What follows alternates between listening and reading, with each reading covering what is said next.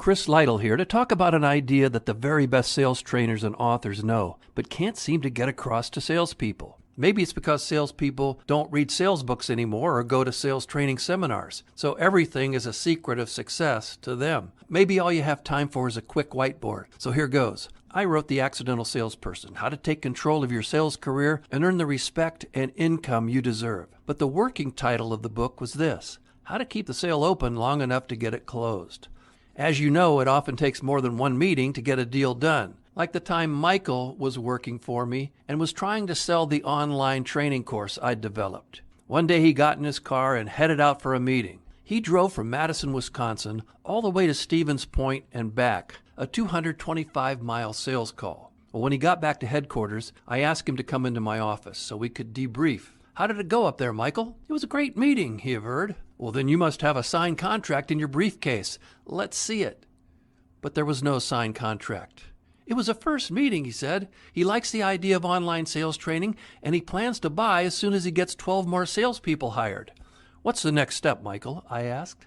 I always ask, what's the next step? And if you're a sales manager, you need to be asking, what's the next step, until you're blue in the face, because that's about the time your salespeople will start asking it of themselves. Michael's answer? He wants me to call him in the spring. It's October, Michael, and spring is 6 months away. Do you have an interim step? Nope. Spring is 92 days long. Is there a certain date in the spring he wants you to call? Nope. Then it wasn't a great meeting. Neil Rackham wrote Spin Selling, the best book ever written about selling. Here's how Rackham defines sales success. You either get an order or you get an advance. He defines failure as getting a continuation or a no. Call me in the spring is a continuation. I'm interested. Let's circle back on this after the new year is a continuation. Here's how Rackham defines an advance. When an event takes place, either in the call or after it, that moves the sale forward toward a decision. And Neil has one more idea about why thinking in terms of advances is so important. Salespeople who consistently aim for advances rather than continuations are often described by their managers as good closers. In fact, their success comes from how they set call objectives rather than from how they close. That means you need a pre-meeting plan or objective for every meeting. Here are the 3 pre-call planning questions I suggest you answer before you wander into someone's office. 1. If this meeting is successful, what will happen?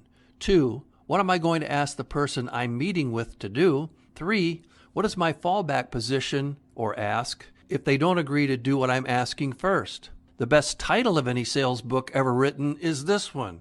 Look at the cover. If you don't have a plan, stay in the car. You don't even need to read the book. The title gives you critical sales advice. But if you do crack the book, you'll read these words from Mac Hannon. If you don't have an objective to close on, then you're not selling, you're visiting. One book I'm recommending now is Mike Weinberg's New Sales Simplified. Mike agrees with me, Neil Rackham, and Mac Hannon. I don't care how well you did on a sales call.